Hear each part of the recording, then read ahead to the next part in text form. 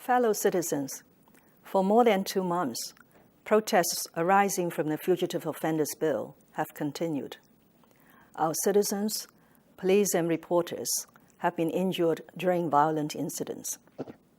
There have been chaotic scenes at the airport and MTR stations. Roads and tunnels have been suddenly blocked, causing delay and inconvenience to daily life.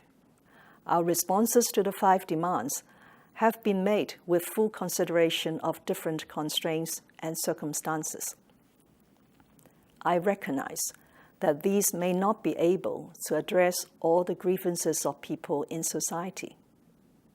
However, should we all think deeply whether escalating violence and disturbances is the answer, or whether it is better to sit down to find a way out through dialogue?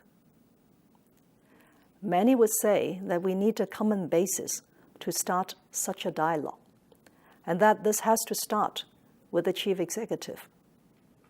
I now present 4 actions to initiate this dialogue. First, the government will formally withdraw the bill in order to fully allay public concerns. The Secretary for Security will move a motion according to the rules of procedure when the Legislative Council resumes. Second, we will fully support the work of the IPCC.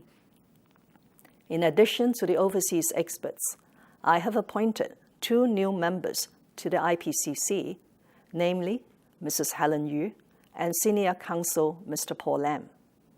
I pledge that the government will seriously follow up the recommendations made in the IPCC's report. Third, from this month, I and my principal officials will reach out to the community to start a direct dialogue. People from all walks of life, with different stances and backgrounds, are invited to share their views and air their grievances.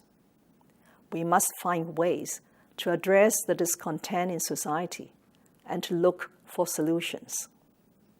Fourth, I will invite community leaders, professionals, and academics to independently examine and review society's deep-seated problems and to advise the government on finding solutions.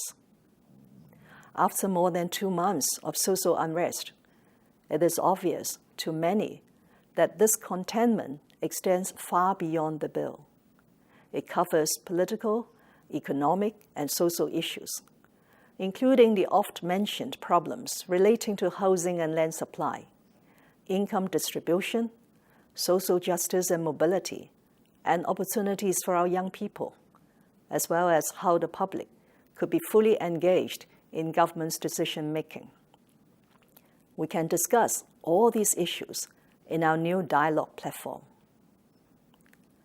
Fellow citizens, lingering violence is damaging the very foundations of our society, especially the rule of law.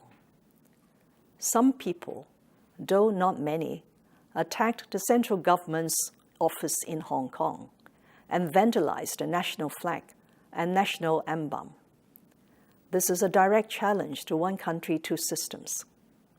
Both have put Hong Kong in a highly vulnerable and dangerous situation.